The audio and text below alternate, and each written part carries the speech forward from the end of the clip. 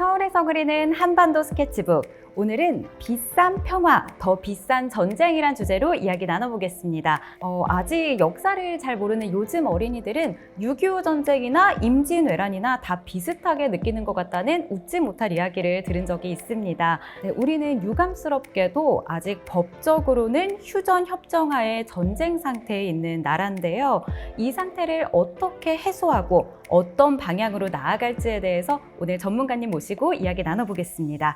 오늘 강의해 주실 전문가님이십니다. 중앙대 이일환 교수님 모셨습니다. 안녕하세요. 네, 안녕하세요. 네, 그럼 먼저 교수님의 강의 들어보도록 하겠습니다. 예, 여러분 안녕하십니까. 오늘 비싼 평화, 더 비싼 전쟁의 강의 주제를 맡은 중앙대학교 이일환입니다. 예, 여러분들 만나뵙게 돼서 반갑습니다.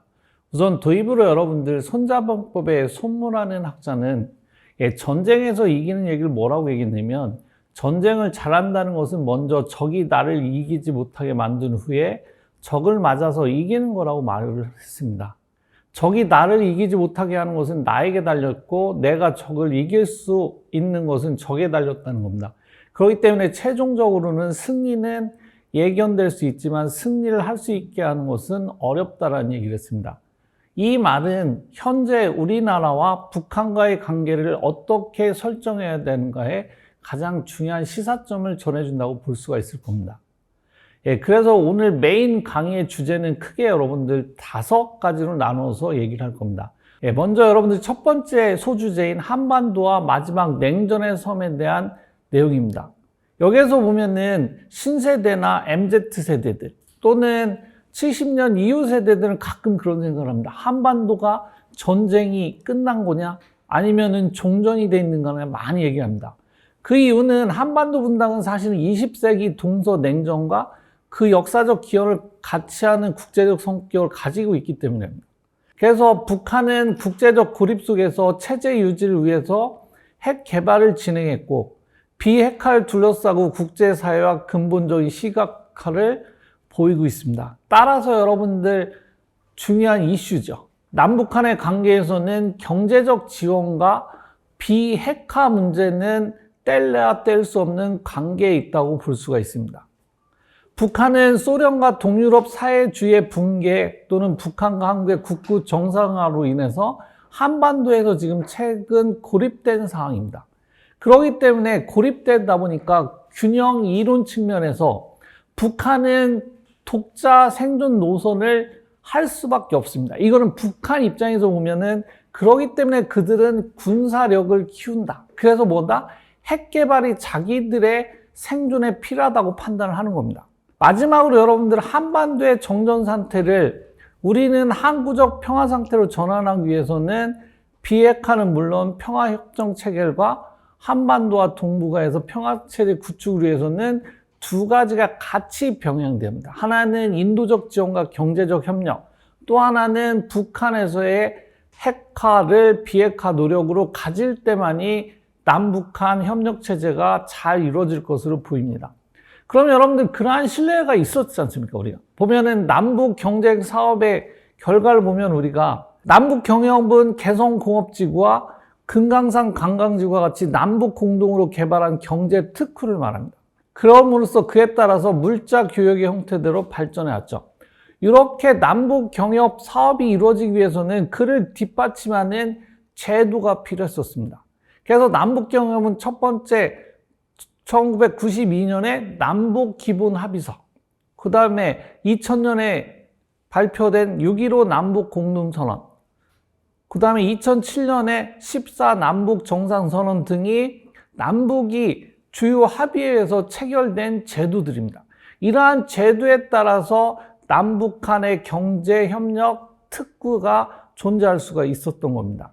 남북 경영의 대표적인 금강산 사업은 1998년 11월 금강호에 탑승한 826명이 북한 장전함에 도착하면서 시작되었습니다. 예, 저도 그 시절 뉴스를 통해서 봤을 때 감격스러운 상황이 있었습니다. 그 당시에 저는 이제는 우리나라도 통일이 얼마 남지 않았다라는 생각이 됐었는데, 사실은 그 이후부터 벌써 24년이 흘렀지만 여러분들 아직 통일은 멀고도 먼한 길인 것 같습니다. 그에 따라서 2002년 12월에는 육로관광, 2007년 6월에는 내근강 관광이 개시되었으며, 그래서 토탈 보면은 1998년부터 2008년까지 9년 8개월 동안 대략 196만 명이 금강산 관광을 했는데, 마지못해서 2008년 7월에 금강산 관객 피살 사건으로 관광산업이 중단되는 계기가 되었습니다. 근데 여러분들, 남북 경험의 대표적인 것을 우리나라 입장에서 가장 추구할 수 있는 건 여러분들 관광사업일 겁니다. 나중에 신경제 구상에서 또 얘기하겠지만은 생태 관광이라는 아주 매력적인 위치적, 지정학적 요소가 있기 때문에 그걸 가장 잘 발달시킬 필요가 있겠습니다. 두 번째 남북 경협의 성공 사례는 여러분들 개성공단 사례입니다. 개성공단 사례는 2000년 8월 현대아산 북측에 의해서 공업지구 건설 운영에 의한 합의서에 의해서 차결 되었으며, 개성공단은 남측이 운영하는 개성공업지구 관리위원회와 북측의 중앙특구 개발 지도총국이 상호협력하여서 공단을 운영하였으며 2014년에 4월에 잠시 중단됐고, 그 다음에 북한 핵 개발 대응에서 2016년에는 전면 중단되는 계기가 되었습니다. 그러나 여러분들 보면은 개성공단의 성과는 무시를 못합니다, 여러분들. 2005년부터 시작돼가지고 입주 기업이 18개에서 2015년에는 125개로 늘어났으며, 업종을 보면은 섬유, 봉제, 가공, 가죽 가방 등에 의해서 73개 업체가 있습니다. 이때 보면은 가장 협력 모델의 일반화가 될 수 있습니다. 뭐냐면 노동력의 값싼 노동력을 바탕으로 해서 제품을 만들 수 있는 가장 대표적인 사업들이 섬유나 봉제, 가죽, 가방이기 때문입니다. 개성공단 생산 현황 추이를 살펴보면 2005년에 1,491만 달러에서 2015년 56,330만 달러로 증가를 했습니다. 이걸 봤을 때 여러분들, 시작은 미약했으나 불과 10년의 동안에 생산액이 상당히 증가하는 것을 볼 수 있었습니다. 이러기 때문에 남북한 관계에서는 경제협력 모델을 개발하는 게 가장 중요한 평화에 가는 하나의 도구가 될 수 있다는 것을 증명하기도 합니다, 여러분들. 협력을 위해서는 또 하나 보면 뭐냐면 여러분들, 북한 현실을 정확히 살펴볼 필요가 있습니다. 전체 인구는 여러분들 2,500만 정도며, 인도적 지원이 필요한 인원을 대략 추정해 보면 1,090만 명 정도가 되고 있습니다. 그래서 북한 자체에서는 지원 목표 인원을 얼마를 추정하면 380만 명으로 추정하고 있으며, 이를 지원 시 필요한 재원은 1억 2천만 달러가 필요한 겁니다. 이러한 상황을 보면은 북한은 만성적인 식량 불안과 영양실조가 만연해 있으며, 세계 기아 지수에 따르면 북한은 심각 단계로 분류하고 있으며, 농경지 부족, 농업기술 낙후, 반복되는 자연재해 등으로 식량 불안이 계속 나타나고 있습니다. 또 하나, 보건 서비스에 대한 접근성을 보면은 북한 주민의 약 900만 명이 양질의 보건 의료 서비스에 접근하지 못하고 있는 실정입니다. 물과 위생 측면을 살펴보면 북한 농촌 지역의 경우 56%가 안전한 식수를 제공받지 못하고 있는 실정입니다. 자연재해 측면을 살펴보면 2013년에서 2014년에는 18개월 동안 계속된 가뭄으로 1,800만 명의 북한 주민이 식량 불안과 영양 부족, 질병의 위험에 노출되고 있습니다. 이러한 현실을 볼 때 북한에 대해서는 인도적 지원이 필요한 실정입니다. 그 다음에 이제 북한 투자 현황 및 가치 평가를 살펴보면, 북한의 투자 현황은 1988년부터 2017년까지 북한으로 유입된 외국인 직접 투자액은 총 21억 5,600만 달러로 우리나라의 외국인 직접 투자액 1,806억 달러의 1.2%에 해당되고 있습니다. 이 얘기는 여러분들, 북한에 대한 외국의 투자는 거의 이루어지지 않고 있다라고 볼 수가 있습니다. 또한 북한에 대한 투자 주택을 보면은 대부분 북한에 인접해 있는 중국, 그 다음에 한국이 대부분 차지하고 있습니다.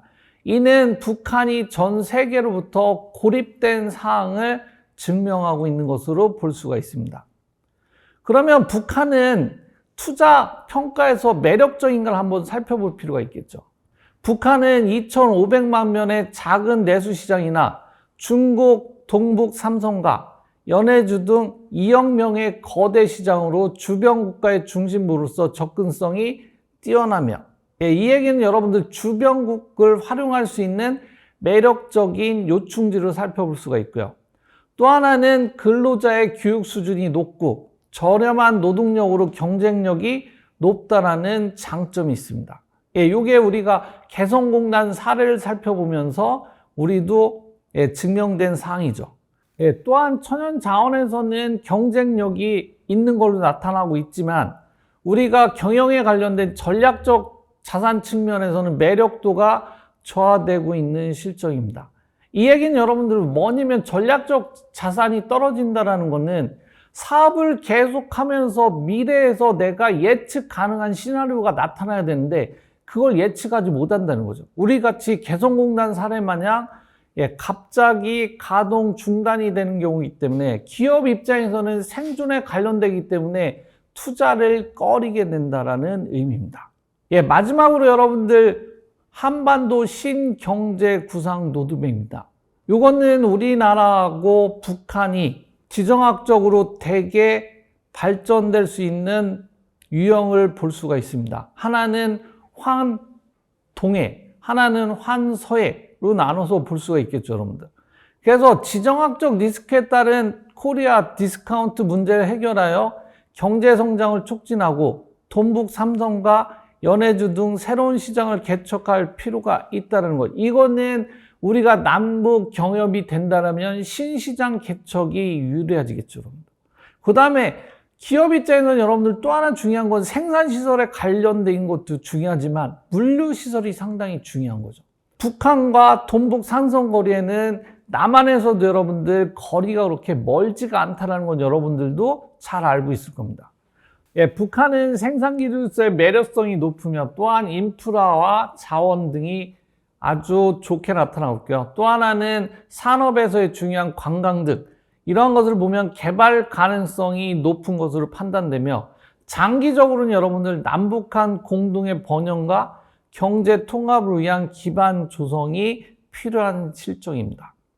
이 예는 여러분들 우리가 뭘 볼 수가 있냐면 본 강의의 주제인 더 비싼 평화, 더 비싼 전쟁을 보면 여러분들 러시아 침공으로 인해 지금까지 우크라이나가 입은 경제적 손실이 연간 국내 총생산의 4배에 이르는 것으로 분석되었으며 우크라이나 키이우 경제대는 러시아가 우크라이나를 침공한 후 2달여간 직간접 피해액이 5,640억 달러에서 6천억 달러에 해당한다라고 얘기했습니다. 2020년 우크라이나의 GDP 1,556억 달러, 대략 우리나라 돈으로는 197조 원과 비교하면 4배 수준의 피해액이 발생한 것으로 나타났습니다. 이는 전쟁보다는 평화를 유지하는 비용이 훨씬 적다라는 것을 역설적으로 의미하는 것입니다. 한국과 북한의 향후 전략적 과제는 북한의 자원 또는 노동력을 바탕으로 대한민국의 기술력과 그 다음에 자본력을 통한 경제 모델을 하나 만드는 거고요. 또 하나는 북한의 핵 개발 억제력을 감소시킬 수 있는 인도적 지원을 통해야만이 남북 간의 전쟁보다는 평화가 공존할 수 있는 계기가 될 거라고 저는 봅니다. 여러분들도 오늘 저하고 비싼 평화, 더 비싼 전쟁에 대한 내용을 살펴보면서 북한의 현실과 그 다음에 남북 경협이 되게 중요한 의미를 갖는다는 것을 여러분들이 살펴볼 수가 있었을 겁니다. 긴 시간 동안 여러분들 고생 많으셨습니다. 감사합니다. 오늘 마지막인 만큼 네. 교수님과 이렇게 1대1로 네. 깊은 이야기를 나누게 되었습니다. 영광입니다. 네, 감사합니다. 예. 네, 강의를 쭉 들어보니까요. 정말 그런 미래가 열릴 수 있을 것 같다라는 생각도 들면서 근데 또 현실은 또 가슴 답답한 네. 상황이잖아요. 북한 비핵화, 남북 경협 이렇게 막 잘 될 것 같다가도 또 한 번 틀어지면 또 과거의 남북 관계로 돌아가 버리고 이런 악순환이 계속되는 것 같은데 이런 악순환을 막으려면 어떻게 해야 되나요? 예, 참 어려운 질문이네요. 그럼 우리가 학문적으로 우선 살펴보면 첫 번째는 현실주의라는 이론이 받침이 됩니다. 현실주의라는 건 뭐냐면 국가 간의 경쟁에서 한 국가가 생존하려면 다른 국가보다 더 나은 역량을 키우려고 하는 겁니다. 그걸 바탕으로 봤을 때 남한과 북한을 살펴보면 현재 상황에서는 북한 입장에서는 경제력이 남한에 훨씬 못 미치고 있기 때문에 그거에 불리한 점은 어디서 찾고 있느냐? 군사력에서 찾고 있는 겁니다. 그러면서 자기네가 군사력을 앞세울만이 뭐냐면 현실적으로 남한과 대등하다라는 생각을 갖고 있고요. 이게 현실주의의 한 측면이 되고 또 하나는 뭐냐면 세력 균형 이론입니다. 세력 균형 이론인 건 자기들이 갖고 있는 권력의 싸움입니다. 내가 자원에서 갖고 있는 권력이냐 아니면 군사력에서 갖고 있는 권력이냐 아니면 경제력에서 갖고 있는 권력의 싸움에서 나타나는 겁니다. 그렇기 때문에 우리나라 입장에서는 북한의 비핵화로 갈 수 있도록 유도하는 것은 경제적 권력을 앞세우면서 또 한편은 뭐냐면 인도적 지원을 아끼면 안 될 겁니다. 그 예가 뭐냐면 여러분들이 우리가 항상 남북한의 통일을 얘기하려면 동서독의 통일 모델을 살펴봅니다. 네. 그때 동서독이 통일될 수 있었던 이유 중에 하나는 뭐냐면 첫 번째 정책의 일관성이었습니다. 우리나라 같은 경우는 정권이 바뀔 때마다 북한 관련 정책이 바뀌고 있습니다. 즉 정책의 일관성이 부족하다는 얘기입니다. 두 번째는 자국 내 국민들에 대한 열정입니다. 무슨 열정이냐? 통일에 대한 열정이 얼마나 많으냐? 예, 그러면은 아까 은지 아나운서님께서 말씀해 줬지만 지금 신세대들은 우리가 전쟁이 낯선 나라인지도 모릅니다. 네. 그 얘기는 뭐냐면 통일 교육도 안 되고 있고 그 다음에 신세대들은 우리가 과연 북한이라는 존재를 인식하냐도 모르고 있다는 겁니다. 그렇기 때문에 우리나라에서 이제 평화통일로 가는 방법은 뭐냐면 국가 구성원들이 통일에 대한 의지가 분명히 펼쳐야 될 겁니다. 아마 최근에 여론조사를 해보면은 대략 제가 보면은 20%도 안 나올 것 같습니다. 아마 은지 아나운서님께서 동의하시는지 모르겠는데요. 제 느낌은 그렇습니다. 그렇기 때문에 향후에도 우리나라 입장에서는 정책의 일관성과 그 다음에 국가 구성원에 대한 평화 통일에 대한 의지를 고취시킬 수 있는 정책들이 기반이 될 때 비로소 남북 통일에 대한 지름길이 열릴 거라고 저는 판단됩니다. 그럼 정책의 일관성 또 자국민이 통일에 대한 의지 이게 있어야 된다 이렇게 말씀을 해주신 거죠. 네. 근데 우리가 악순환을 끊고 또 남북 경협이 잘 되고 하면 제 생각에는 동북아 일일 생활권도 가능할 것 같아요. 또 전문가님들께서도 그렇게 말씀하시는 분들도 꽤 있으시고요. 남북한과 동북 삼성, 산둥반도, 일본 열도, 러시아 연해주만 연결돼도 인구 4억 5천만 명 정도의 그런 시장이 나온다는 건데요. 항공기와 고속철도만 이용해도 일일 생활권이 가능하다고 하는데 만약에 진짜 이런 생활이 펼쳐진다면 우리는 어떤 일들을 겪게 될까요? 생각만 해도 꿈이 펼쳐지는 것 같습니다. 흥분이 되는데 예, 저는 그런 질문을 들으면 가끔 그런 생각을 합니다. 예, 우리나라에서 MZ세대들의 특징 중에 하나는 뭐냐면 자기들이 원하는 일을 하게 되는 겁니다. 그 중에 하나가 뭐냐면 먹방이라는 여행이 많아지는 것 같아요. 예, 저도 북한에 대한 먹방 여행을 가고 싶습니다. 야, 저도 보면 나이가 좀 들었겠지만 저도 MZ하고 똑같습니다. 예, 금강산도 식후경이라듯이 예, 먹방을 가고 싶고요. 또 하나는 뭐냐면 북한의 경제시설에 답사를 한번 하고 싶습니다. 어느 정도의 수준이 돼 있는가를 한번 볼 수가 있겠고요. 그걸 통해서 보면은 남한에서 북한에 지원할 산업과 또는 기업들이 어느 정도 윤곽이 나타날 것 같습니다. 그걸 함으로써 보면은 아마 문화라는 게 되게 중요한 이슈로 나타날 것 같아요. 그래서 나만의 문화가 북한에 들어가서 문화 이식이 될 수 있는 것들이 조금씩 맞춰주면 좋을 것 같습니다. 그 중에 하나는 뭐냐면 콘서트라든가 아니면은 먹방이라든가 하는 것들이 조금씩 침투해지면 작지만은 그 변화가 이루어지면은 북한도 변화가 일어날 거라는 생각을 하겠습니다. 예. 저도 이제 약간 동감하는 게 이제 여러 나라 사람들이랑 교류를 할 수 있는 거잖아요. 그러면 그 나라의 카페 같은 데 가서 언어 교환하고 이런 거라면 굉장히 좋겠다 이런 생각이 듭니다. 근데 또 잘 생각을 해보니까요. 이 동북아 일일 생활권이 펼쳐지면 저는 거기서 나고 자란 그 다음 세대들이 굉장히 궁금하거든요. 뭐 유럽 같은 경우에 보면은 이렇게 여행하기가 편하니까 본인 나라 말 말고도 이제 다른 나라 말도 잘 하잖아요. 그러면 우리나라도 중국어나 뭐 일본어나 이런 게 조금 더 익숙해지고 잘할 수 있는지, 뭐 제 아이가 나올 때가 되면 그런 세상이 가능해져 있을까요? 충분히 가능하다고 생각합니다. 그 중에 하나는 한류 문화 콘텐츠를 생각해 보시면 될 것 같습니다. 아마 은지 아나운서님도 BTS 좋아하시나요? 네. 그럼 당연히 쫓아오는 게 있겠죠. 아미라는. 데이터에 보면은 작년 문화 콘텐츠에서 제일 유력했던 게 오징어 게임, 사랑의 불시착, 빈센초라는 드라마가 한류 문화에서 인기를 끌었답니다. 네. 그 얘기는 한류라는 문화가 전 세계 사람들한테 일반적인 생활 양식으로 침투했다는 거죠. 그렇기 때문에 한중일이라는 것은 사실은 보면은 더 밀접한 문화 생활권에 들어있죠. 그 중에 하나는 뭐냐면 한중일 대표적으로 공통 분모 중에 하나는 젓가락이라는 문화가 있고요. 그 다음에 우리가 술을 마실 때도 문화가 독특하게 나오는 게 있죠.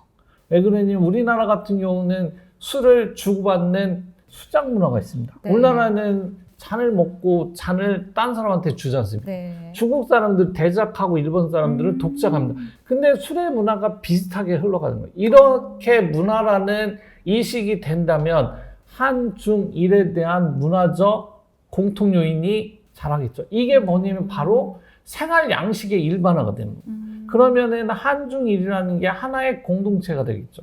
이게 시사한바가 되게 중요한 건 뭐냐면 유럽 국가들이 어떤 때 보면 셀프 에컨시가 되게 강한 것 같아요. 자기 나라가 막 잘났다라고 얘기하다가 어느 순간 보면은 서로 뭉쳐가지고 이유를 만들고 하지 않습니까?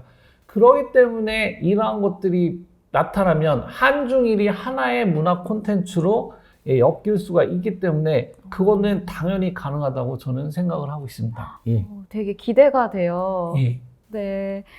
남북 경협이 활성화가 되고 나중에 북한에서 자유롭게 사업을 할 수 있다고 가정을 한다면 교수님은 어떤 걸 하고 싶으세요? 저는 학자이기 때문에 사업을 하면 망할 것 같기 때문에요.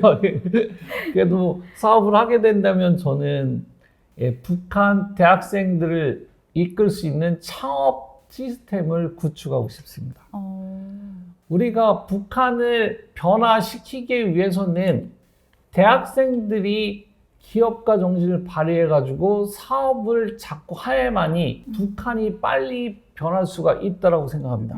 저는 남북 경협이 되고 하는 것도 중요하지만 남북 교류에서 북한의 대학생들을 우리나라에 이입을 해서 창업 시스템에 적용을 시켜서 질 좋은 창업가를 만들어서 다시 북한에 보내는 겁니다. 이러한 시스템이 구축이 되면은 북한이 변하지 않아야 변할 수밖에 없게 됩니다. 그 예는 우리가 중국을 보지 않습니까? 중국도 여러분들의 유능한 대학생들을 자국 내에서만 키운 게 아니라 대부분 뭐였습니까? 해외에 파견했었죠. 그거는 우리나라에 똑같았지 않습니까?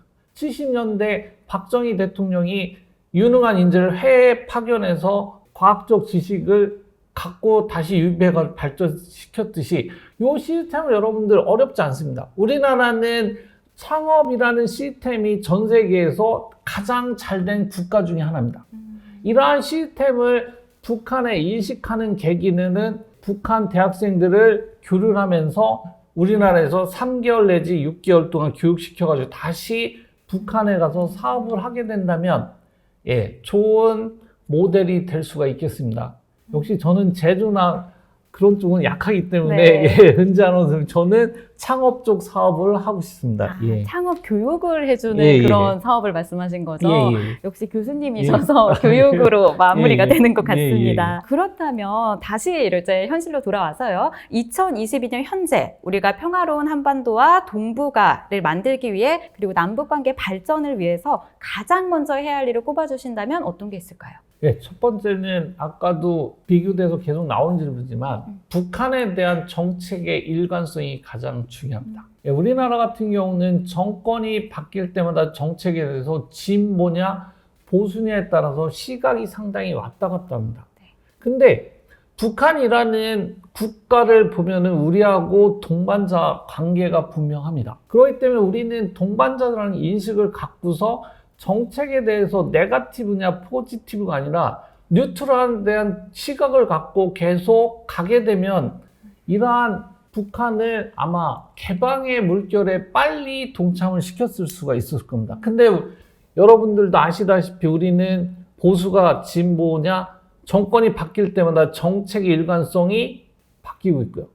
그 다음에 제가 여기서 조금 곁다리 짚는 거지만 사실은 정책에 관련된 부분들이 명심해야 될 거 있습니다. 정권이 바뀔 때 기존에 잘된 정책은 내가 받아서 발전시키고 안 됐던 정책을 바꿔야 되는데 우리 같은 경우는 정권이 바뀌었을 때 가장 먼저 하는 게 기존에 있는 정책 비전이나 전략을 싸그리 바꾸기 때문에 언고잉이 안 된다는 겁니다.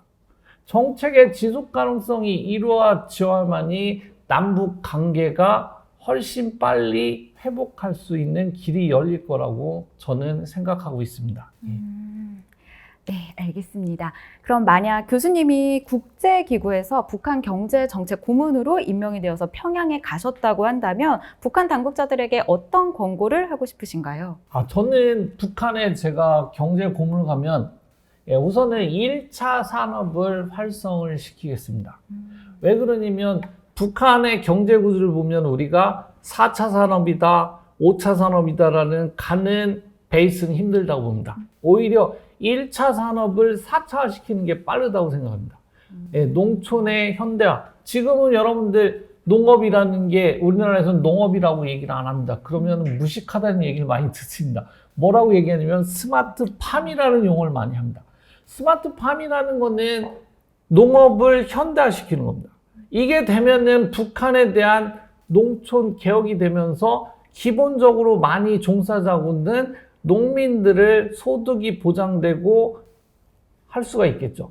이러한 것부터 가야 되지 그쪽에 중과학부터 먼저 발전시키겠다는 것은 조금 제 입장에서는 무리가 갈 수가 있다는 겁니다.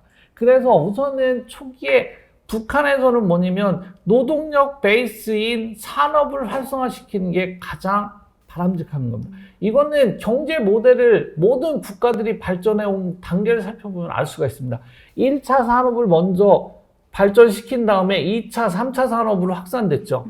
3차 산업부터 가는 경우는 없었습니다. 대표적으로 우리나라도 그랬었죠. 예전에 농촌에서 새마을 운동을 해서 농촌을 개혁시킨 다음에 그 다음에 중화공업으로 왔듯이 북한도 1차 산업을 베이스 해가지고 발전을 시키는 게 저는 더 좋다라고 보고요. 또 하나는 젊은 인재들의 선진 문화 습득이 중요하다고 생각을 합니다. 그래서 젊은 친구들이 작고 개방화된 인식을 갖게 하는 게 좋을 것 같습니다. 1차 산업을 좀 발전을 시키고 젊은 인재들이 선진 문화를 습득할 수 있도록 도와줘야 한다라고 말씀을 해주셨는데요. 그러면 저희 벌써 마무리 질문을 드리겠습니다. 저희가 지금 1화부터 7화까지 북한의 생활과 문화, 경제 다양한 부분을 한번 살펴봤는데요. 그렇다면 교수님께서는 우리가 왜 북한을 이해하고 공부해야 하며 또 쉽게 이해할 수 있는 방법은 무엇이 있을지 한번 말씀을 부탁드립니다. 북한이라는 국가는 저희하고 뗄래야 뗄 수 없는 관계입니다. 그렇기 때문에 전쟁에서 가장 쉬운 승리 방법은 지피지기면 백전백승이라고 얘기를 합니다. 우리가 북한을 모르고 북한에 대한 전략을 세울 수는 없습니다. 그래서 여러분들이 배웠던 북한 주민들의 생활 방식이 어떠냐, 그 다음에 북한의 경제 상태가 어떠냐, 그 다음에 북한의 군사력이 어떻게 나오고 있는가를 살펴볼 수가 있었을 겁니다. 북한이라는 국가는 우리가 항상 마음속에 간직해야 됩니다. 우리의 친구다 또는 동반자라는 인식을 갖고 있어야만이 북한을 제대로 보고 제대로 평가할 수 있습니다. 그렇기 때문에 북한에 관련된 학문이 발전을 해야 그걸 바탕으로 통일이 더 빨리 이루어질 수 있다고 저는 생각을 하고 있습니다. 네, 좋은 예. 말씀 감사드립니다. 예. 경부고속도로를 달리다 보면 아시안 하이웨이라는 표지판을 볼 수가 있습니다. 아시안 하이웨이는 아시아 32개국을 횡단하는 전체 길이 14만 킬로미터에 이르는 간선도로인데요. 1959년 유엔이 주도해서 시작된 프로젝트로 아직까지 실제 연결이 된 적은 없는 상황입니다. 남북이 연결되지 않는 한 이 프로젝트는 완성이 되지 않겠죠. 언젠간 남북이 하나가 된다면 서울에서 그리는 한반도 스케치북이 그 하이웨이를 달리며 로드쇼를 하는 그날을 꿈꿔봅니다. 그때까지 저희는 열심히 한번 달려보겠습니다. 저희가 준비한 순서는 여기까지입니다. 함께 해주셔서 감사합니다. 예.